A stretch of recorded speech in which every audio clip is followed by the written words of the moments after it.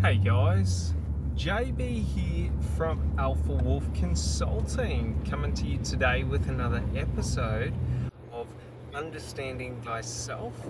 And this episode is going to be all about understanding the biochemical responses, basically in our mind, and a couple of hacks that I've personally found using thought, breathwork, perspective, exercise, and food to be able to create any emotional state that I wish to create in my life or in my mind to basically put me into higher states where I'm in a state where, my body's releasing a lot of dopamine, my brain's releasing, you know, um, oxytocin and other chemicals like that.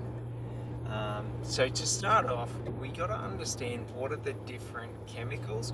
Now, I'm no, doctor or anything like that. So the way I sort of look at this is at a very base level. Okay, this is more based around experience or experiential knowledge opposed to theoretical knowledge. So I don't really care if I'm right or wrong. I get the results through doing these practices. So essentially, you know, there are a couple of different chemicals that I look to use within my life or within my, body and mind to really get me into high performance states. And the main ones are serotonin and oxytocin. So if we think about it like this, serotonin is the happy drug and oxytocin is the connection drug, okay, or the connection chemical. So essentially these basically leverage on joyous states, so being the epitome of my happy, and then also on feeling love and connection with others, even if I'm alone. Because a funny thing is, as I've found throughout my life, okay, my brain doesn't really understand reality. So, for example, if I close my eyes and sit there and imagine all the happiest moments of my life where I felt enormous joy and felt, untouchable and just joyous, well, I still get the results. So it's a funny thing because you can test this in your own life, and it's super simple and super easy to do. But essentially, all we're doing is we're creating a feedback loop in our mind where we're artificially using visualization and mindfulness practices of using our language, okay, our perspection, and conditioning to create these biochemical responses in our mind. And for me, this is a very important practice because if I am unable to control the biochemical responses, then I require external stimuli.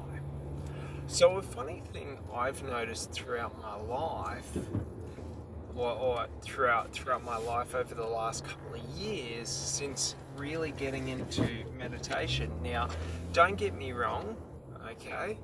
If I went to some temple, I do not meditate how they meditate. Because the way I look at it is, especially when it comes to anything to do with the human body, I don't really need to do things how other people do it to get the results.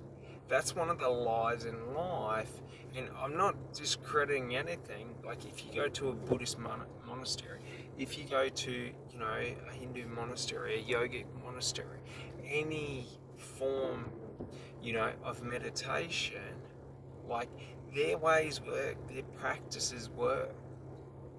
But as I've realized throughout my life, I was first introduced to meditation in high intensity training.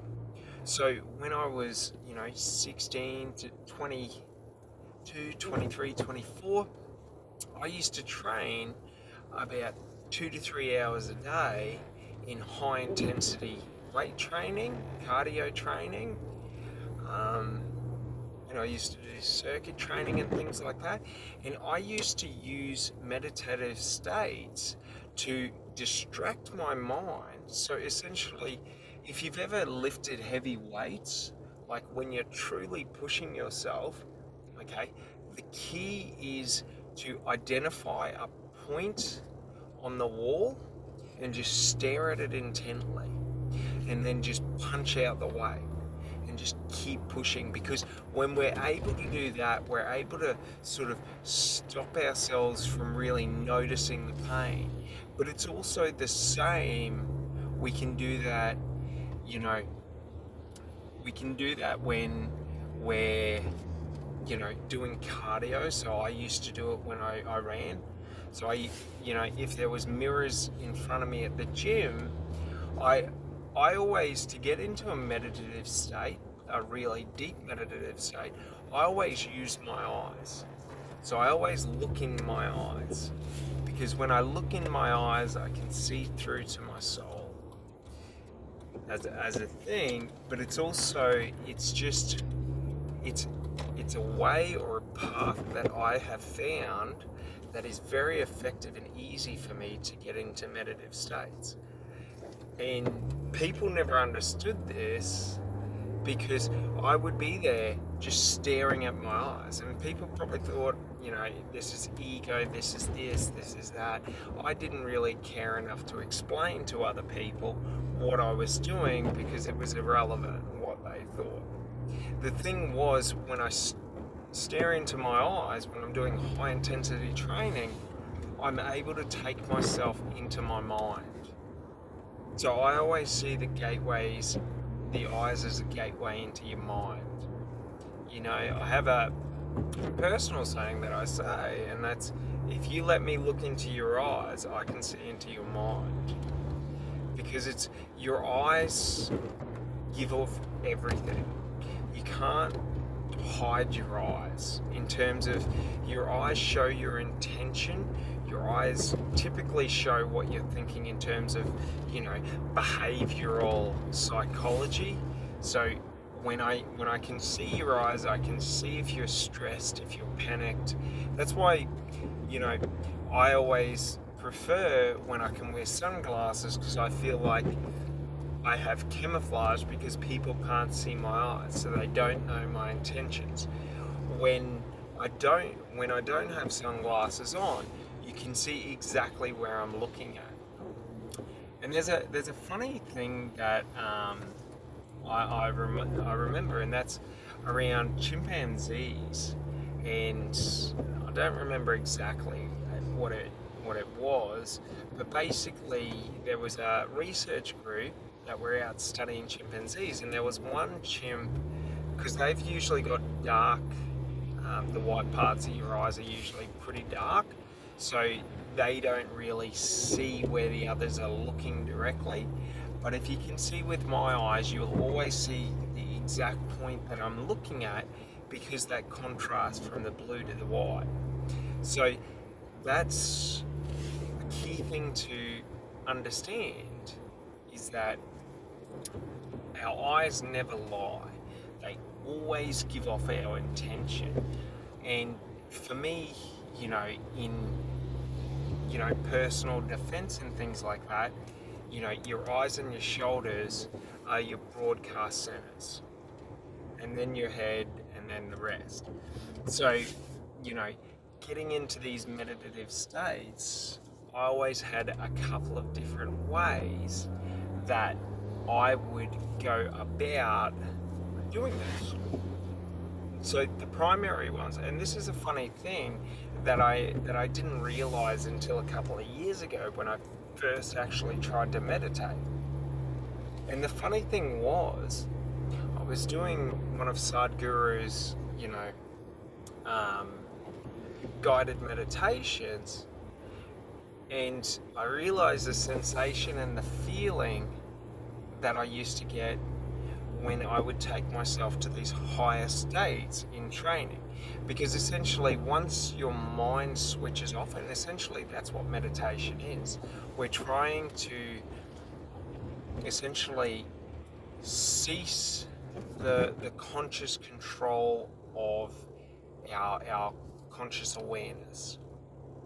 So in weight training, if I can distract my mind to where my mind isn't focused on the movements, I can just punch out the movements and push far further than if I was focusing on just doing the exercise. And any gym bro, any weightlifter will tell you the exact same, because the majority of them use this technique. Because when we're pushing ourselves further than we physically have gone before, we need to get into a state that we usually are not in. And that's a funny thing, because when I was doing these guided meditations, I realized that that's what this was. And essentially, when we're able to do this, we're able to, let go of worry, let go of stress, let go of anxiety. We're able to sort of calm and relax the brain. And sort of what I put it to is, when I meditate, my whole goal is to have my subconscious mind, okay, take over, and I try to basically diminish my conscious awareness. So I don't want to be focused on the sounds I'm hearing. I don't want to be focused on if people are coming in and out of the room. Like, the whole goal is to get to that state where we're not aware of our surroundings. And it's a funny thing, because especially when doing meditation, I have noticed that I'm able to then influence my biochemical responses. So like, if, for example, I'm feeling anxious or stressed, well, I'm able to let go of that anxiety and stress and sort of work on thinking clearer. Because when I'm in a stressed state, I've got a negative biochemical response happening where my body's dumping in a lot of stress hormones and things like that. For me, having ADHD and growing up with ADHD, I've always had a high amount of nervous energy. So like, for me, being in a highly anxious state is quite normal, or it used to be quite normal. Now, the way I put it is, like, because my mind doesn't shut off in the context of, if there's something worrying me or if I'm stressed, my mind will be running a mile a minute trying to solve that problem 24 hours a day. So like, a problem with me is I get very, very highly strung, and the higher strung I get, the more limited I believe my options are. I start responding to everything instead of, really being able to decide what I want to focus on. And it's funny because with this in my life, I talk about it as like, it's like being on a ledge. So the more sort of stressed I get, the more high strung I get, I feel like someone's standing on a ledge in a skyscraper on a windowsill. And the longer I stand on that windowsill, the higher the likelihood I jump, because I cannot stand that anticipation nervousness. And it's funny because until I started investing into, meditation and really understanding the difference in my biochemical responses and states, what would happen is I would always be this highly strung, highly anxious person that didn't think clearly, didn't make good decisions, always felt the need to drink to excess, to smoke to excess, to take drugs to excess. Like, I would always be like in a self-destructive mode in life. And I realized it wasn't healthy to me because I was always in the fight or flight mode. And the problem with that was I didn't feel like there was options. I didn't feel like I was in control. I always felt like I was the victim of those around me. I cared too much about what other people thought. So it really affected me negatively, especially in my working life, because I was a highly volatile person. And that's one of the funny things I've realized. The more I've invested into sort of controlling my biochemical responses in my mind, is I can now have an even spot to where I can be standing on a ledge and it doesn't bother me. That's the thing. And the reason I invested so much into this was because I always wanted to perform, or I always seek to perform at a higher level. So, I used to work in high ticket sales, or that is, one of the professions I work in is high ticket sales. So when we're talking about commissions between the, 10, 20, 30,000 up to 200,000-300,000 for the company, there's a lot of pressure if you're not able to control yourself, because it's so high stress and high stakes. If you're not calm within yourself, you're very susceptible to the environment. If you lose a client, if you do something wrong, and all of this. So for me, there was a very high reason, or a very, very high incentive to really understand this at a high level. So, the first one that got me on to understanding state management was when I was doing Jordan Belfort's straight line system. So, his sales and persuasion course, when I was learning sales from him. Because, see, the funny thing is Jordan Belfort uses olfactory, so your sense of smell, olfactory anchoring, to be able to manage his states. But the problem with that is as Sadhguru would say, that's a push-start method. So the more I invested into understanding, meditation, the more I started to understand that everything is just in your head, in terms of all the chemicals, all the feelings, all the emotions of life are literally controlled by your mind. And the funny thing is when we start looking into what makes our mind tick, well, then we see its language, its belief, its narrative, its perspective. If I believe people do things to me, or I just see people taking actions, they have two complete different meanings.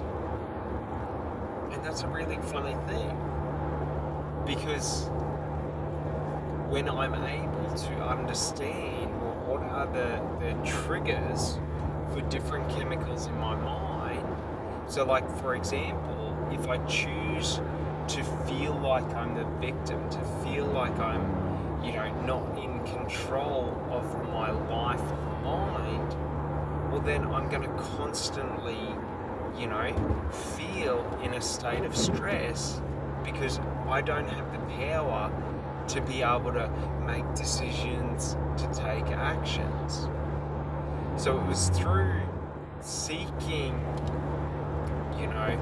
to be self-sufficient within myself that I really started looking into, well, how do I control the different emotions, the different feelings, the narratives that go on in my head in terms of, really focusing in on trying to be able to create, cultivate, a perspective that always reinforces positive biochemical responses, not negative biochemical responses.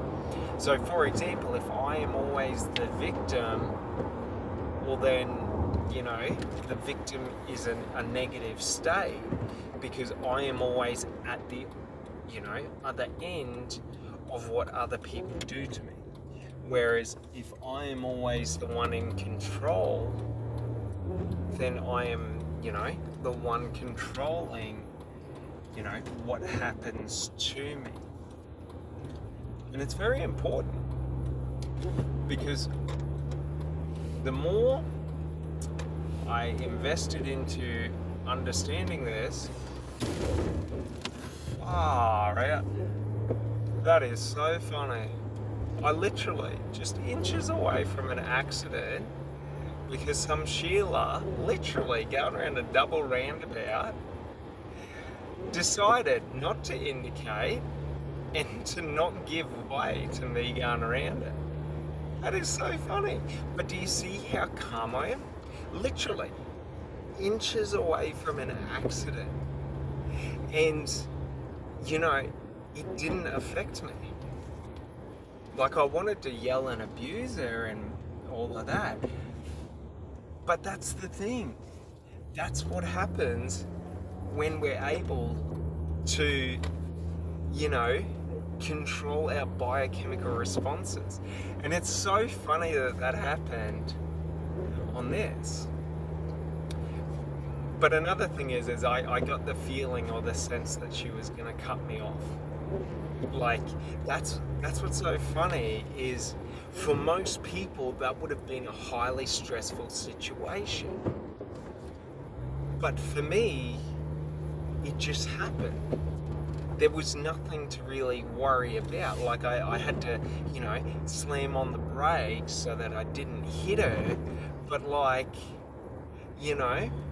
that is so funny. Because it's a good demonstration of how when I control my internal, when I control the states in my mind, when I control the narrative, when I control my beliefs, when I'm not in a fear-based response, because nothing had happened. If I had have hit her, that would be a different story. But if the accident didn't happen, why do I need to get worked up and fearful? And that's a funny thing, because a lot of people, in life, would be, nervous and strung out and, am I going to get into another accident? But it's sort of like she just didn't give way. You know what I mean? So that's a funny thing that sort of happened as I was recording, because it's a perfect demonstration to be able to demonstrate and show you guys that being able to sort of control your emotional states and your biochemical responses means that no matter what happens in my external environment or your external environment, you are fully in control of who you are, of how you respond, of how you feel, of the meaning of that. And it's just one of those things that these days, because I've invested so much into controlling it, that it's very rarely that I become reactive to situations in that context, which is so um, funny for me to see, because like it was nothing. Like it didn't really bother me in the slightest. Like I had to watch out for it, but you know, I didn't, like it's not something that's ruined my day now. But for so many people in life, the smallest things go wrong. You spill a bit of coffee on your shirt, your day is ruined. Your week is ruined. You miss that business meeting, you fail at that business meeting. The day is ruined. And it's so funny because like it's so powerful, and you know, like when I was learning from Jordan Belford around trying to learn state management, I was so volatile within myself that I didn't understand what he talked about when I was first learning about it. You know, that it doesn't matter what situation you're in, what's happening.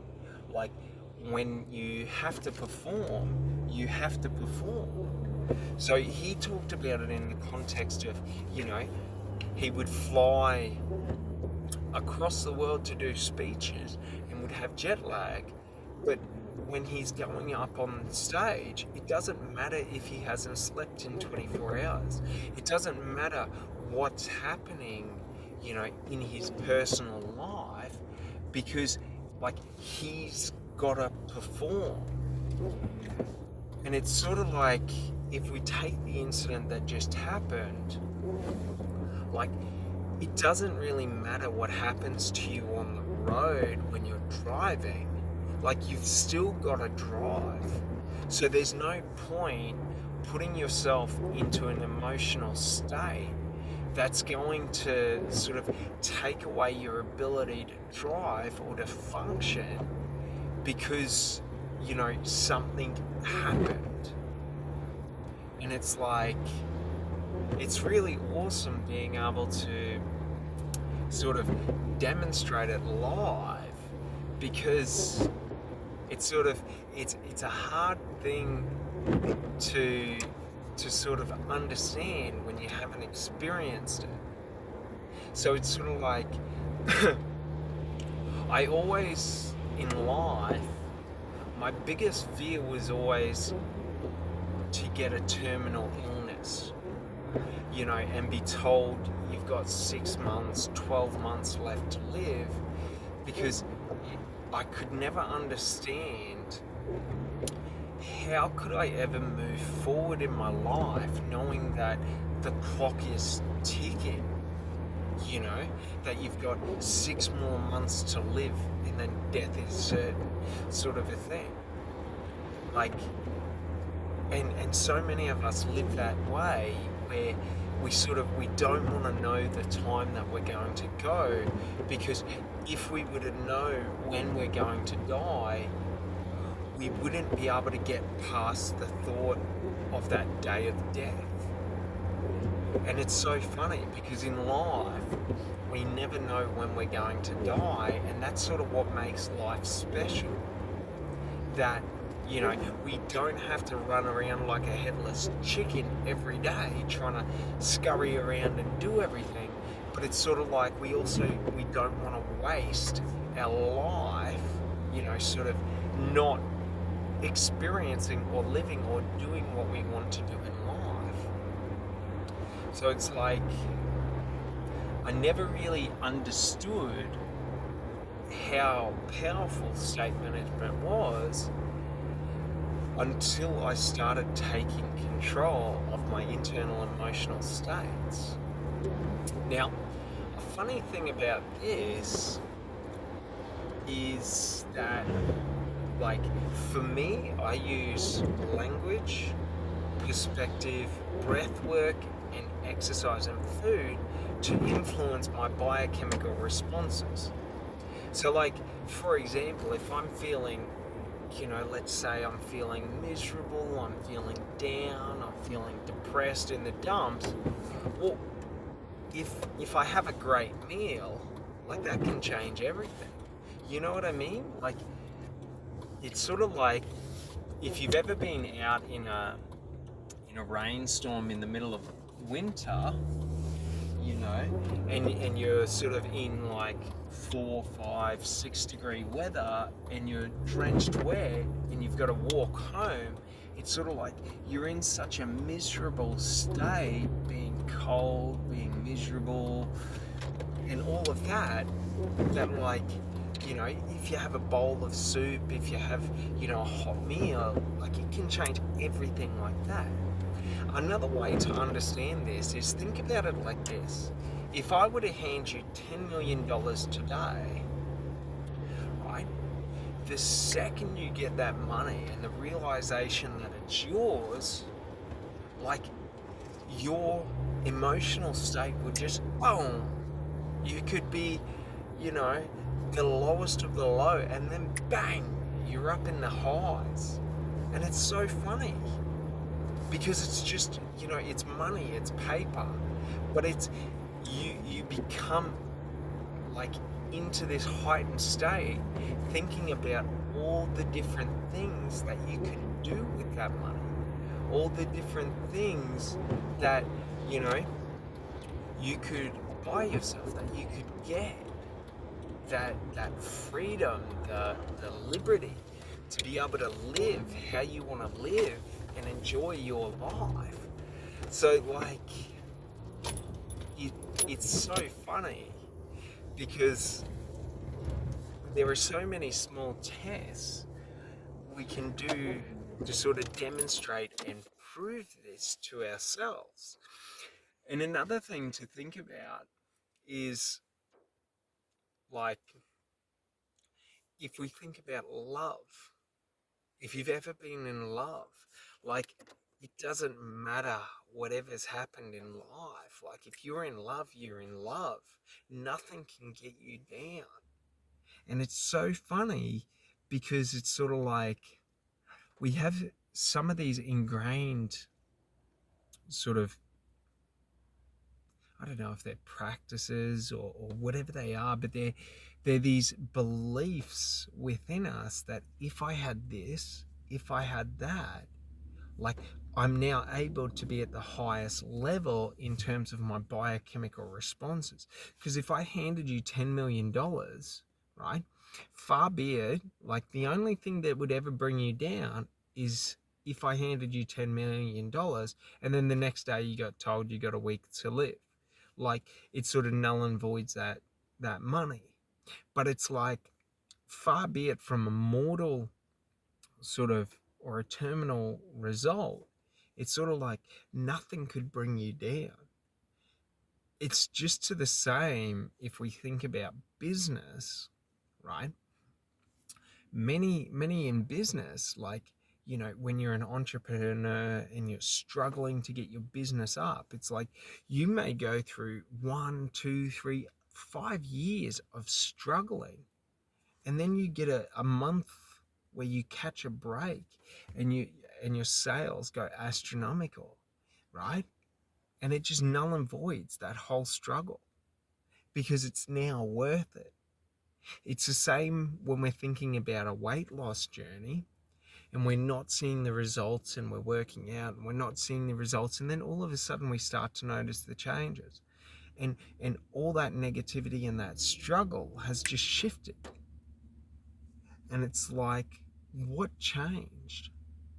You know, what was it that changed that now takes us from being in a stressed, you know, biochemical state in our mind and our body to now being in a highly positive or empowered biochemical state in our mind and body?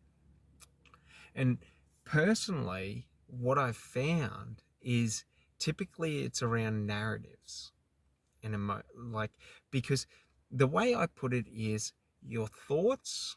Okay, well, to understand this is to understand that, well, beliefs are just thoughts on repeat.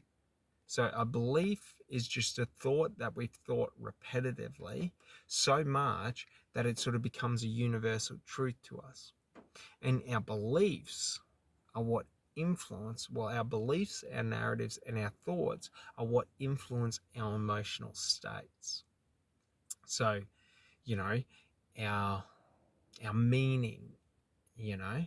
Because if I believe that me, let's say in business, that earning $100,000 a month, like if that's my target and I believe that is success, well, when I hit it, there is nothing that can make me feel unsuccessful because I've hit my target of success. So it's very important to understand this, because if we understand the beliefs, well, the beliefs are the keys to the emotional states we seek, but also the narratives, because the narratives are how we discern meaning. So if someone did something to me, opposed to if someone did something. For example, going around the roundabout 15 minutes ago, a lady cut me off and almost caused an accident, or just a lady cut me off.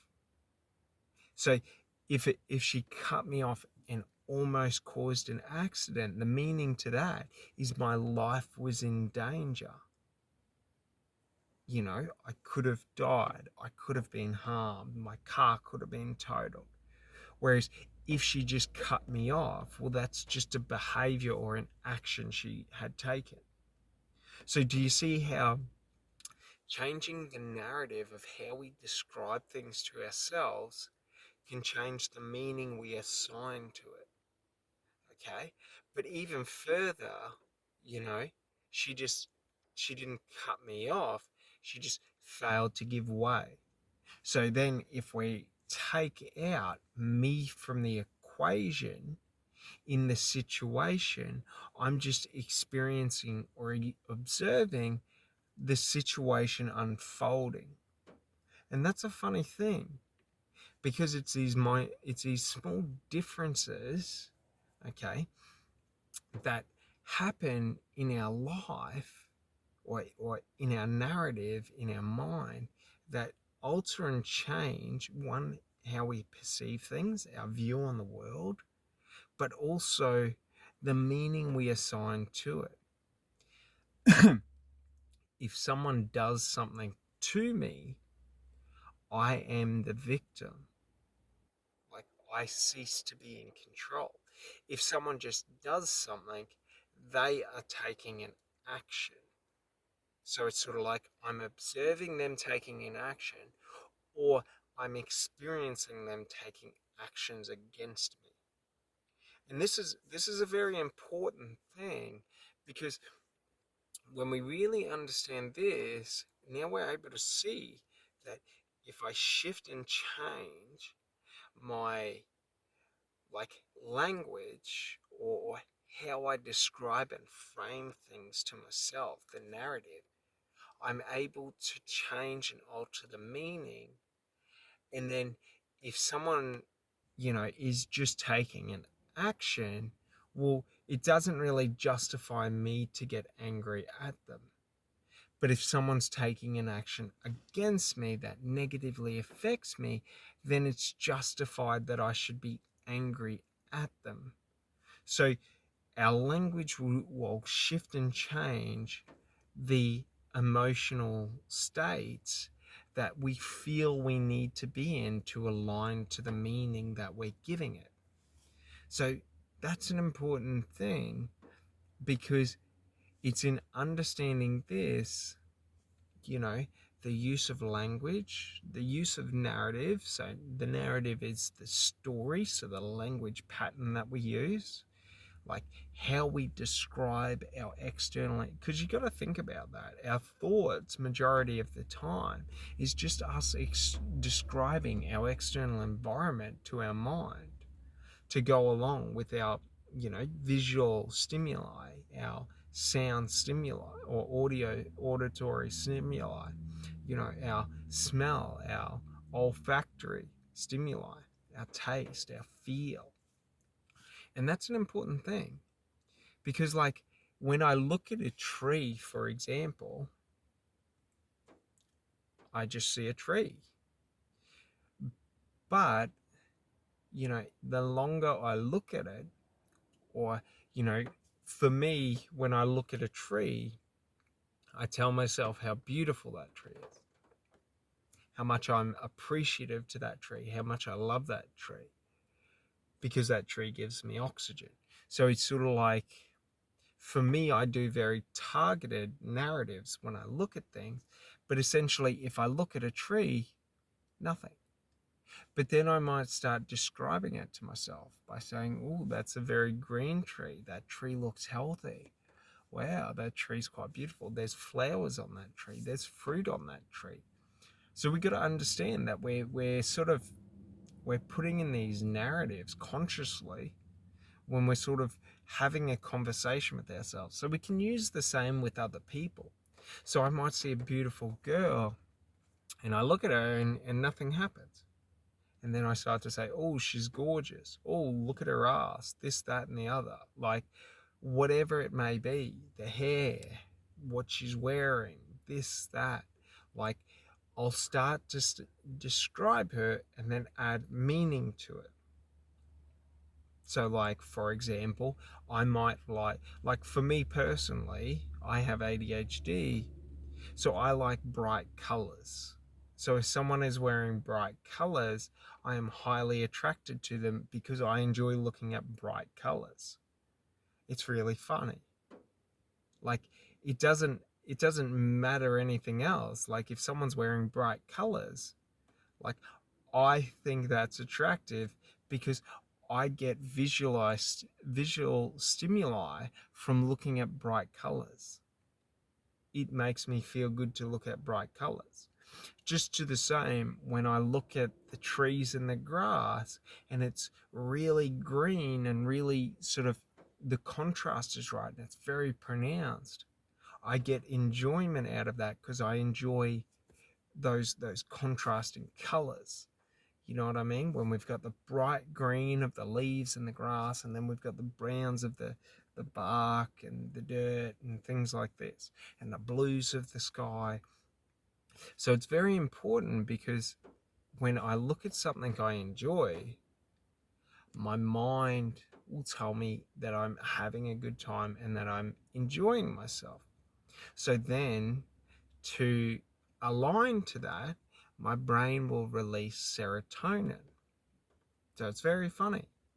It's not what I'm looking at that makes me happy, but it's the narrative around what I enjoy that makes me happy. And it's very funny because you think about it, when you eat food that you think is delicious, it's not like the food is delicious, but you might say, oh, the salt, it might be salty, sweet, a little bit spicy. It might be the texture. It might be, you know, the, I don't know any other things about it, but essentially it's all these different sort of variables that we're layering one on top of the other that is making it enjoyable. So it's really, really funny because when I was in chefing, I sort of taught myself how to cook at a very high level through, you know, 15 years of experience and dedicating myself to it. But it's sort of like when I try and describe cooking to other people, when I'm cooking, I'm trying to create a flavor profile, a balance between sweet, salty, spices, different sort of herbs and things like that, the different textures. And it's like, it's not just one thing. So I'm not just grabbing a steak and then just chucking salt on it, because that wouldn't be enjoyable. You'd want to have salt, you'd want to have pepper, you'd want to have butter, all these different layers that go on it that are just going to add these little incremental increases to my dopamine receptors and my pleasure centers. And it's the same, you know, when I'm looking at anything. For example, let's take, I see a girl and she's wearing, one of those fluoro orange tops. Like it wouldn't just be the fluoro orange top, but it would be the fluoro orange top in contrast to the pants, in contrast to the other colors around. Like if there's only one color, it sort of it loses its appeal because you don't see it. And it's very funny how our mind works like that. But it's understanding this. So it's all about, like, in our visual stimuli, it's all about the contrasting in colors. In our taste, it's the contrasting in flavors. In our sounds, when I listen to music, it's not just one note that brings enjoyment, but it's the contrast between notes, it's the vocal range.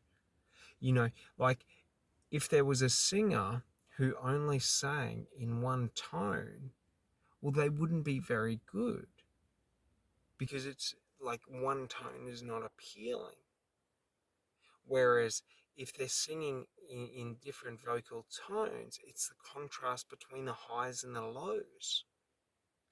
Just to the same, you know, when, for example, we're using physical stimuli, so like running, exercising, you know, whatever it may be, they're pretty much the only physical stimuli that I use. Exercising, you know, lifting weights. Like it's, you know, when we're lifting weights, it's the contrast between the relaxed state and then the fully um, like contracted state, or the, I don't know the word, but basically when we're in, how I would put it is when we're in full pump, so when we're under the maximum pressure of strain to when we're under no strain. That's what gives the enjoyment.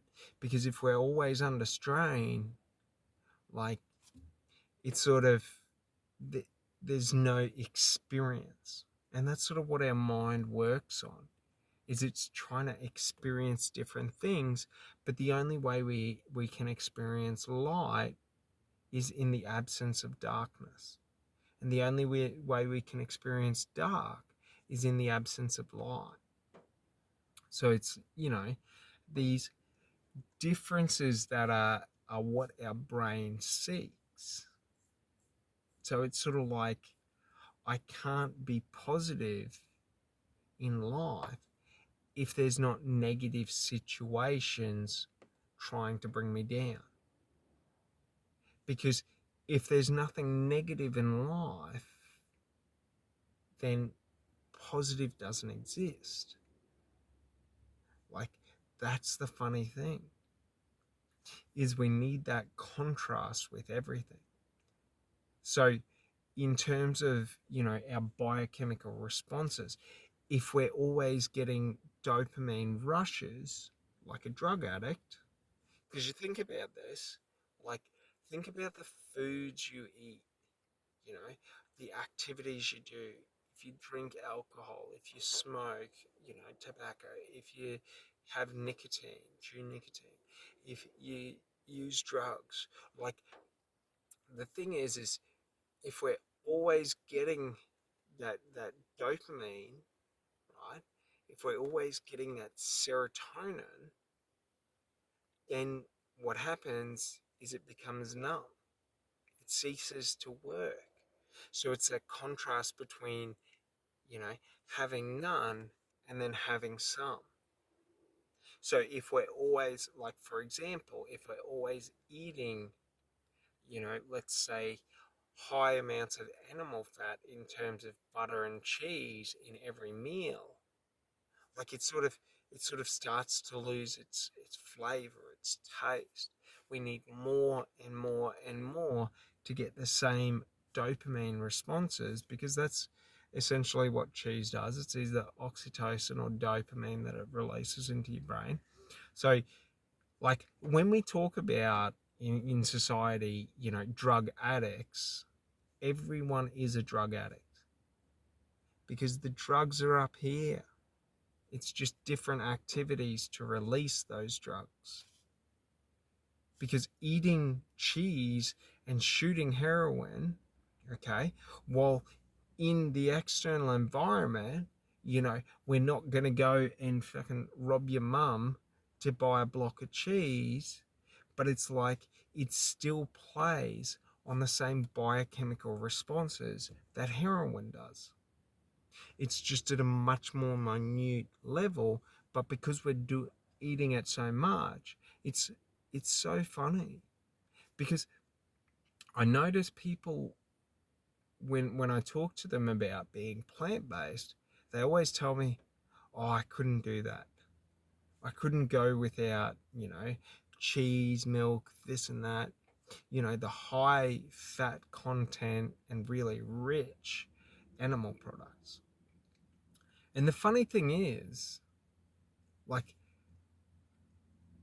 personally, I used to eat so much dairy and cheese that I have bad lactose intolerance. So when I ate cheese, I would like fall asleep. So if I ate too much dairy, like, it would cause me, because it took so much energy for my body to process it, because I had, overloaded my body.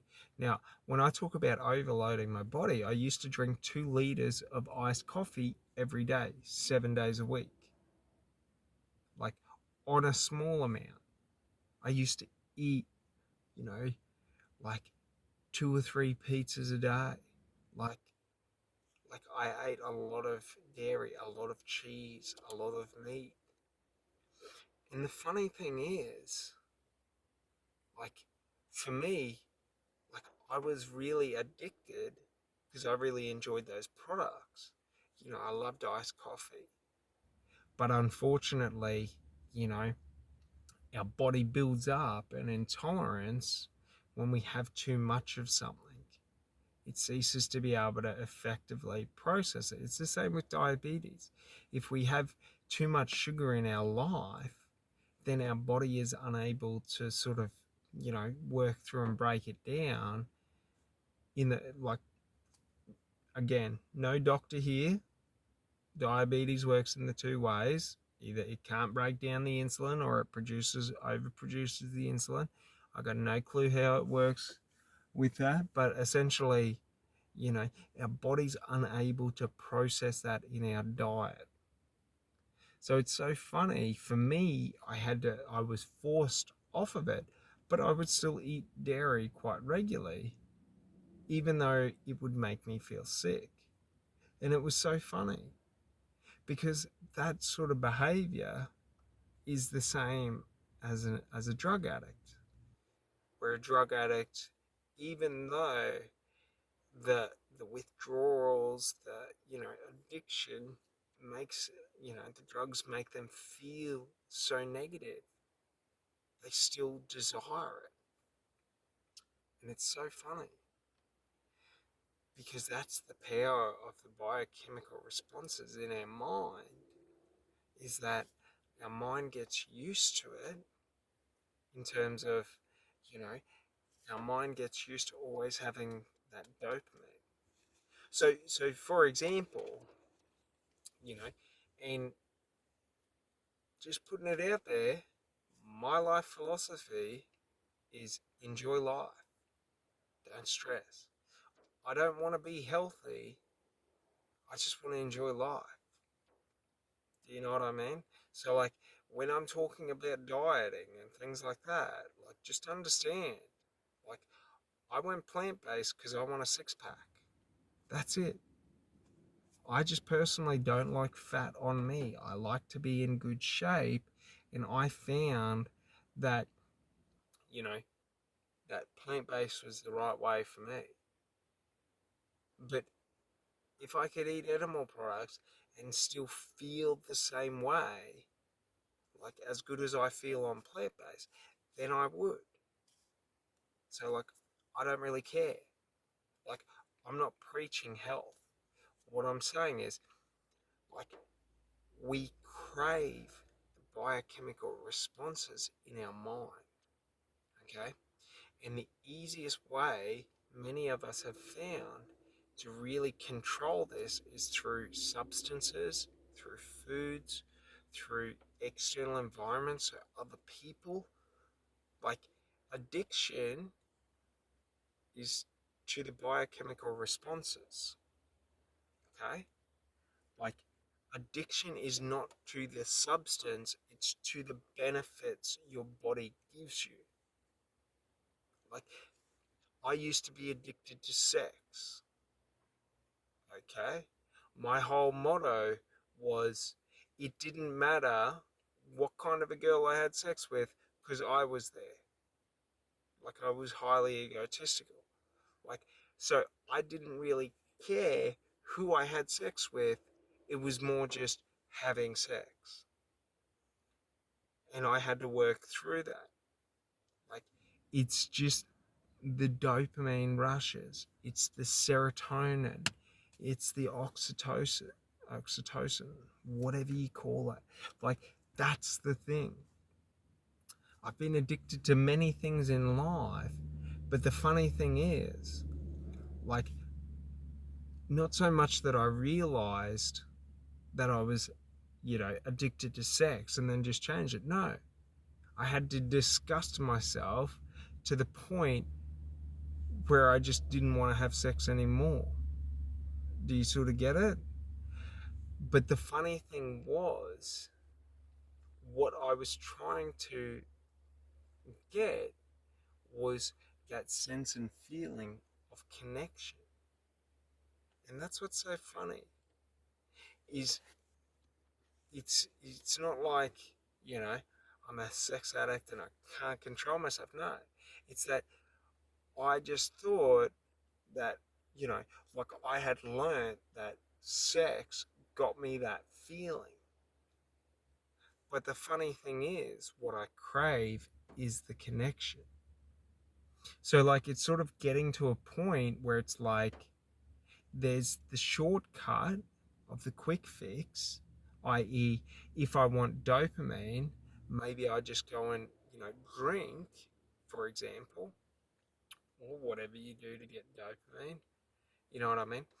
But it's like I can go out there and drink, or I can find another way to release dopamine in my brain. Because, like, drinking doesn't make you happy, but a result of drinking, the biochemical states in your mind alter. So your mind releases different chemicals. Just the same if you like smoking weed. I like smoking weed. And I do that because I enjoy the dopamine hit. Like, but the other reasons come with the ADHD that I enjoy not thinking. Like, so it's like the shortcut is smoking weed.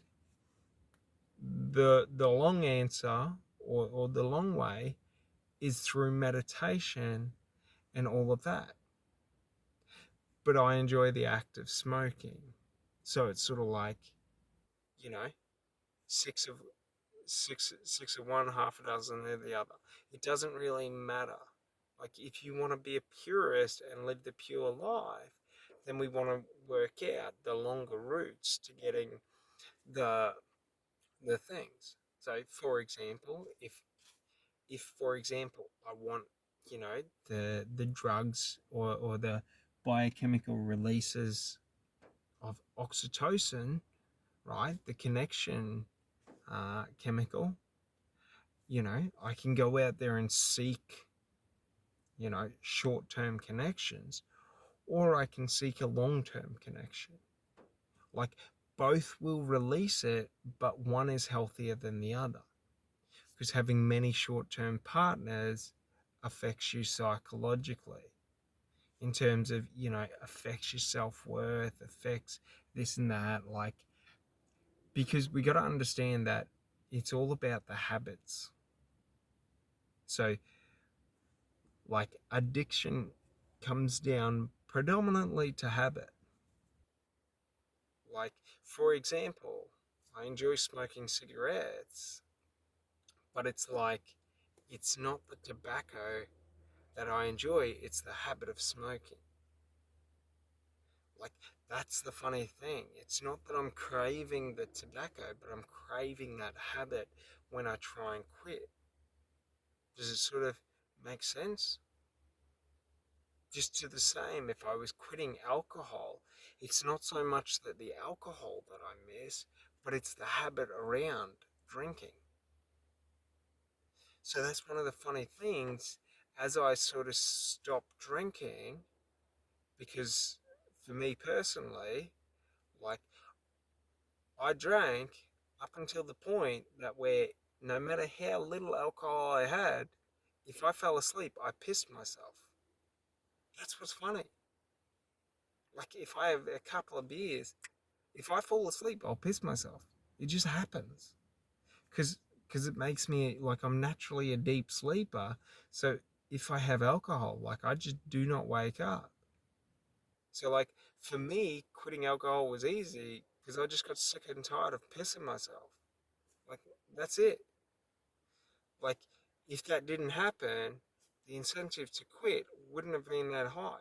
But the other thing was is I didn't enjoy like when we talk about drinking, like in one night I would drink upwards of a couple of liters of alcohol. Like 5 liters of wine is the record I had at university in one night. Like I used to scull a liter at a time, like just because I could. Like that was the thing. I enjoyed going to the extreme. And that's a funny thing. Like it wasn't like I never drank alcohol because I enjoyed the taste. Like I just enjoyed being blackout drunk, doing stupid things. But the problem was, once I got drunk, like all my inhibition went. So typically I would strip off naked and run around naked. I would do stupid things, like I would waste money, like hundreds to thousands of dollars in a night on alcohol, being stupid, like wasting money in the pokies, like wasting money, on cigarettes. Like so many negative things would happen when I drank. But it's not those negative things that lowered the incentive for drinking. Like it was the overall. But for me, I got sick and tired of flipping my mattress. That's it. Got sick and tired of waking up in piss. And anyone who knows me, that knew me when I drank, like they'd probably be able to tell you times I pissed myself. So many times. So many times. Like it didn't really bother me because it was just a side effect for me of drinking. But like that's the thing. I had to learn other ways of dealing with it. And the reason I was drinking so heavily was one, because I wasn't dealing or processing emotional trauma, so I couldn't handle it. It was so funny. When I was 26 to 28, like I couldn't handle not drinking. It's not that I drank every day, but I couldn't handle like Friday, Saturday, Sunday, like I had to drink. It was the habit I had, going out, partying, things like that. You know, I'm not coming down on anyone who enjoys drinking. As I say, whatever you enjoy in life, do. But it's like if you're feeling a need to go beyond the point of enjoyment, that's when we're using it to cope with things. So, for example, you know what I mean? If I'm eating foods that negatively affect me in terms of, eating for me, was dairy products, because it would make me feel so sick and bloated and exhausted and lethargic and all of that. And it's like if I'm eating these foods and they make me feel negative and unable to perform, well, that's not really healthy, because the food should fuel me for whatever period of time I need. You know what I mean? Like, if I'm smoking cigarettes and nicotine, using nicotine to try and lower my stress to the point where, like you're getting chest infections. Like, like I sometimes smoke to the point where my mouth, right, like my lips feel like they've physically been burnt from the amount of cigarettes. Like my tongue will sort of, I don't know what happens to it, but essentially, like, I get ulcers in my mouth because I smoke that much. Like, that's a negative thing. Like, if I'm smoking to the point where my throat is like so raspy and sore, like, that's not a good thing. And that's the funny thing, is that when our behaviors seeking, our behaviors in seeking these biochemical responses become to a point where we're destroying our quality of life, well, that's not such a good thing, as I've found.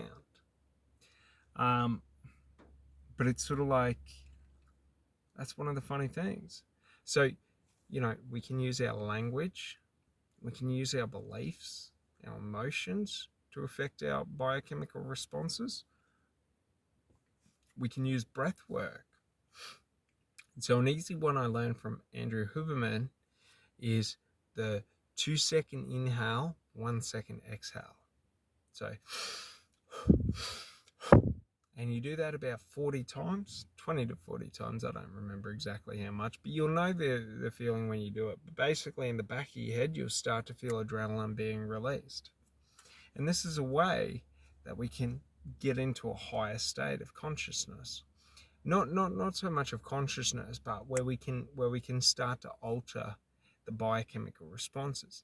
Now, if I want to feel oxytocin, so I want to feel connected to other people, then I can use audio visual experience stimuli through memory. So all I need to do is, if I want to feel in love and connected, I just think of it.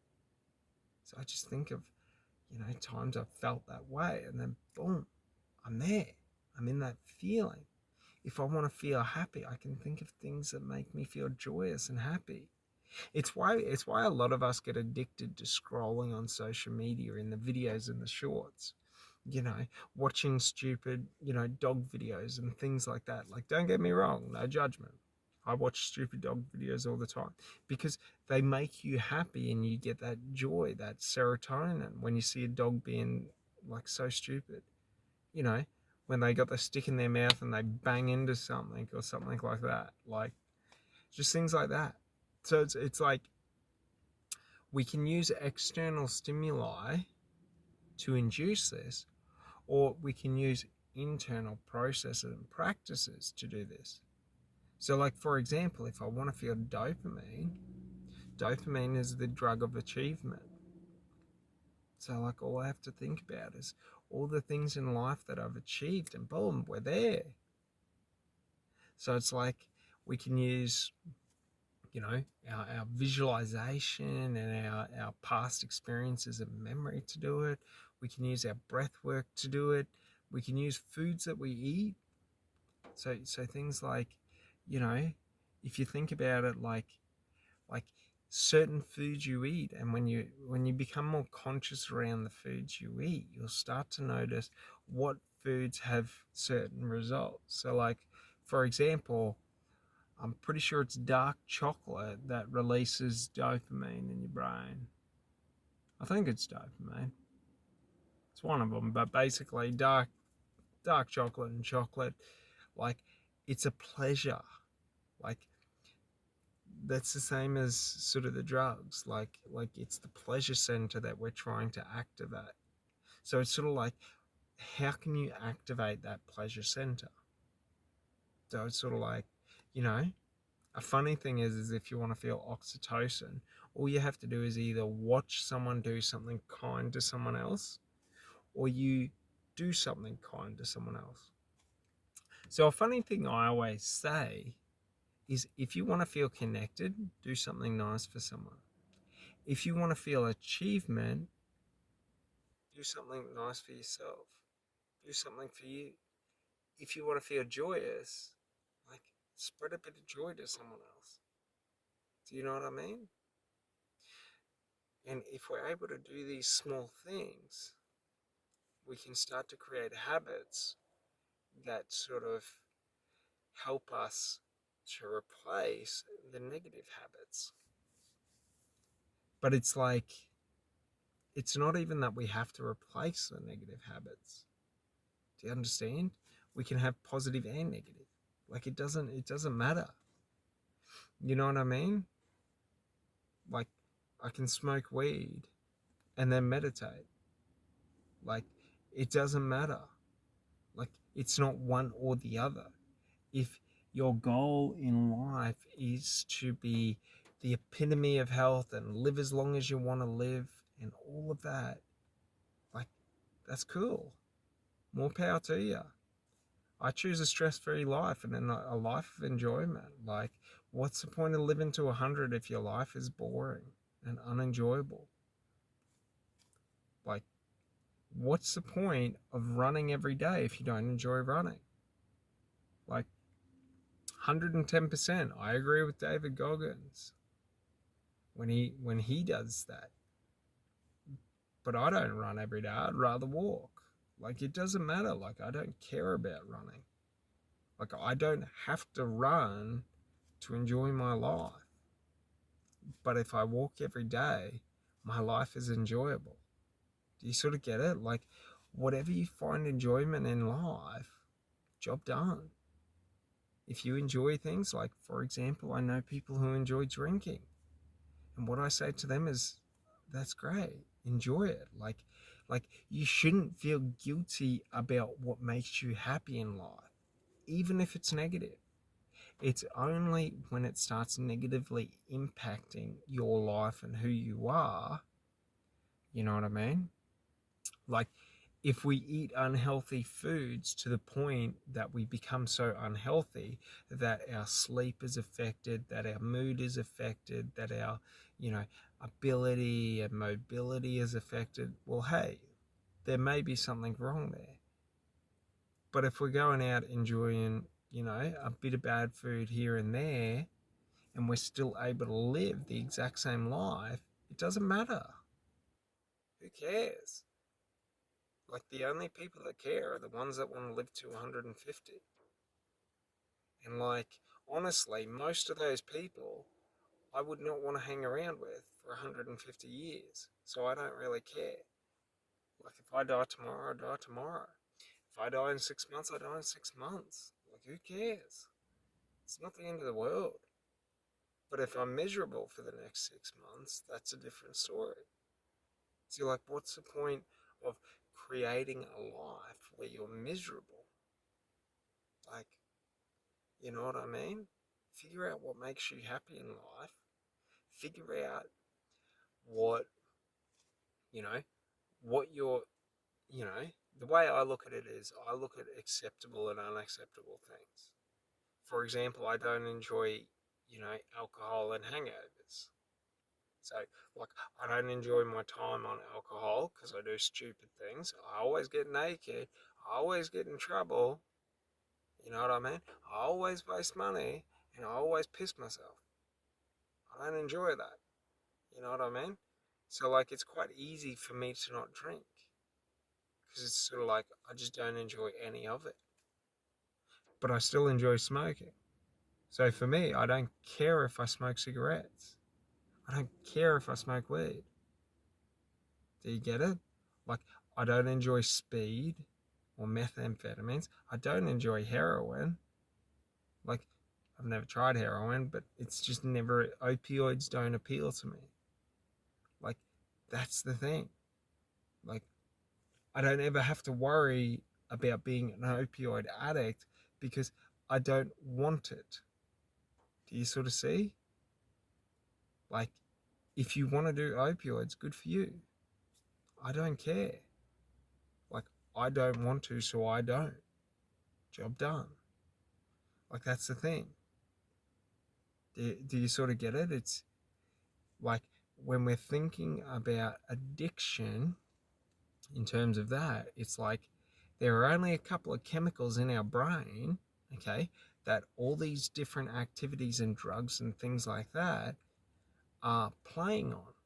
So it's sort of like figure out the activities you like that release the chemicals that you enjoy. For example, some people enjoy being in a highly stressed state. They think stress is good and healthy for them. I don't enjoy being stressed. So for me, if if people want me to be stressed, I don't really give a fuck. I don't care. Like that's the thing. Like when we figure out what's important to us, what makes us happy, what we enjoy in life, do it. Who cares if someone else says it's unhealthy? Who cares if someone else judges you for it? Like, it doesn't really matter. Because the funny thing is, they do the exact same thing just with different things. Like, so many of these health nuts that are out there, I don't drink, I don't smoke, I don't do this, I don't do that. Like, majority of them are addicted to something because everyone's addicted to everything. They might be addicted to coffee. They might be addicted to dairy, animal products. They might be addicted to, you know, different things. Like, who knows? Like, other people don't really matter. Like, it's sort of like what matters to you in terms of how do you want to live your life day to day? You know, what sort of quality do you want in life in terms of if you don't enjoy coughing, I would suggest don't smoke cigarettes. If you are okay with coughing, I don't think smoking is that bad. But you will get cancer. Like it's not a if or a must. Like it's a type 1 carcinogen. Like it's a direct link to cancer. My whole thing is just don't lie to yourself. That's the idiotic thing. You know what I mean? Like I smoke a cigarette. Like I know it gives you cancer. Like every cigarette gives you cancer. But it's sort of like, who cares? Do you get it? Like it doesn't matter. Don't lie to yourself about the things that you do. If you enjoy doing things that are bad for you, enjoy doing things that are bad for you. Just don't harm other people and don't push it down other people's throats. You know what I mean?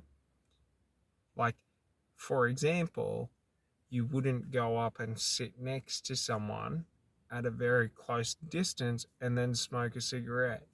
That would be a dick move. Like, do you sort of get it? Like, you wouldn't impose on someone else. But if you're off on your own smoking a cigarette and someone's got a problem with it, that's their problem, not your problem. Do you get it? Like you're free to do whatever you want in life, so long as you don't harm other people and leave other people alone. Like it's not, there's no one way to live. And in my experience, the majority of people that are trying to be healthy aren't actually healthy. Like, I just don't think it's, you know, like majority of them overtrain and then they die from a related illness. Like for example, take David Goggins. Like he pushes himself to the extreme and physically destroys his body in the process. For example, running on broken legs. Like I don't think that's healthy. You know what I mean? Like don't get me wrong. Like he does it to prove to himself that he can do whatever he needs to do or whatever he has to do to get whatever he wants. But it's like, I don't really feel like going out and breaking my legs and then running.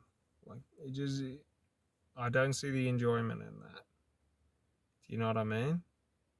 Like, I used to see the enjoyment in it, but these days I don't really because I've had so many experiences running with torn calf muscles. Running with knee problems, you know, like for example, when I I did solar installations with a mate for, 6 months or so, I was afraid to turn around and climb down the ladder from a 1-story house. So instead of climbing down the ladder, I decided it was easier to jump off the roof. And I fractured my foot. But it's like, you know, because I made the decision to jump off the roof and I fractured my foot, I don't really get to complain about the pain. So I worked for the next however long, I think it was about 3 months it took until it healed, every day on a fractured foot, doing manual work, lifting, carrying, running around. Do you sort of get it? Like, it's not so much that I don't enjoy running around on broken feet, but it's like, I just don't see the point of intentionally doing it. You know what I mean? So it's sort of, the moral of the story is, in life, enjoy your life. Love your life. Get yourself to a point where you control your internal states, your biochemical responses. And just know this, it's through your thoughts, your beliefs, the narratives you tell yourself, the meaning you give to everything, the different substances, foods, external stimuli that we can use to change our emotional states. Like, we don't want to do anything to the point of being unhealthy. But it's like, if, for example, you enjoy the feeling of being in love, right? Then you always want to be in love with someone, right? So it's like, if you want to date people to get that sensation of love, go for gold. Doesn't matter. Like, who cares? It doesn't really matter in life. Like however you want to control your biochemical responses in your mind, just understand that everything we do influences biochemical responses. So it's not like I smoke cannabis and the cannabis is what makes me high. It doesn't. It's the biochemical responses in my brain that make me high. Right? Like, it's not that I go out and being in love makes me feel high on love. No, it's the biochemical responses I've associated to love that make me high on love. Like, does it make sense?